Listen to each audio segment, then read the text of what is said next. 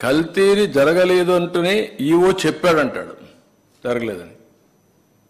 EO పదే పదే చెప్పాడు.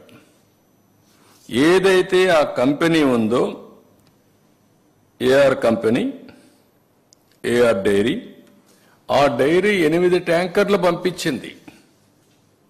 4 ట్యాంకర్లు కన్జ్యూమ్ చేశారు. పదే పదే వచ్చిన కంప్లైంట్ చూసిన తర్వాత ఈవో చెప్పినా వినలేదు కాబట్టి ఈ 4 ట్యాంకర్లు రిజెక్ట్ చేసినప్పుడు ఎన్డీడీబీకి పంపించారు, టెస్టింగ్ పంపించారు, ఎన్ఏబిఎల్ టెస్టింగ్. ఇది ఎన్డీడీబీ ఇచ్చిన రిపోర్ట్, ఇది మేము తయారు చేసిన రిపోర్ట్ కాదు. ఇది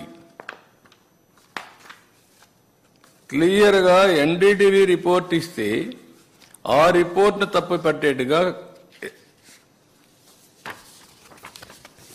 ఈ రిపోర్ట్ ఎన్డీడీబీ ఇచ్చిన రిపోర్ట్ ఇది చాలా క్లియర్గా 4 శాంపుల్స్ పంపించినప్పుడు 4 ట్రక్స్ నుంచి, ట్యాంకర్స్ నుంచి చాలా స్పష్టంగా వాళ్ళు రిపోర్ట్ ఇచ్చారు.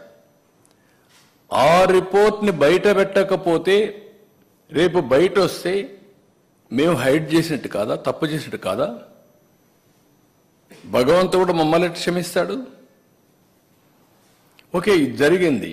జరిగిన తర్వాత మీరేం చెప్పాలి? నేను అడుగుతున్నా, ఇది జరగలేదు అని ఎట్లా చెప్తున్నా నువ్వు? అదే సమయంలో మీరు ఒకసారి చూస్తే ఇవి జరిగింది, ముందు జరిగింది ఆగస్టు 10 తర్వాత పవిత్ర ఉత్సవాలు చేస్తారు వాళ్ళు.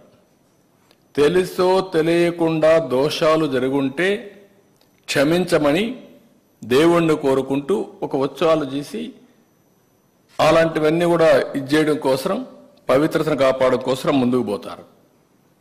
ఇది జరిగిన తర్వాత మళ్ళా అలాంటి ఉత్సవాలు అవసరం లేదు, జరిగింది విన్నాము కాబట్టి ప్రోక్షణ చేయాలి అని శాంతి యాగం చేశారు 23వ తారీఖున మొన్న.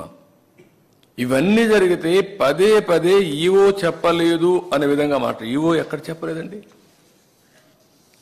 నేను తప్పు చేశానని మాట్లాడుతున్నాడు. నేను ఎక్కడ తప్పు చేశానండి? అంటే మీ పీరియడ్లో ఈ మార్గం జరిగింది, పలాని కాంట్రాక్టర్కి ఇచ్చారు, 319 రూపాయలకు గీకిచ్చారు, నాసిరకం గీ వచ్చింది అని అంటే ఏ విధంగా మీరు సమాధానం చెప్పాలండి?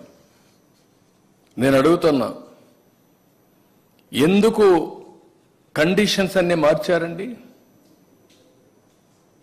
టెండర్ పిలవడానికి ఎందుకు కండిషన్స్ మార్చారో సమాధానం చెప్పండి.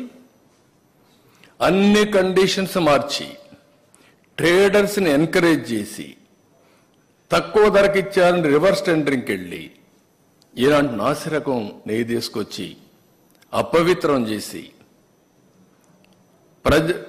ఎన్నిసార్లు భక్తులు ఆందోళన చేశారండి. అక్కడ అన్నదానంలో అన్నం బాగాలేదని, భోజనం బాగాలేదని ఎన్నిసార్లు చెప్పారండి?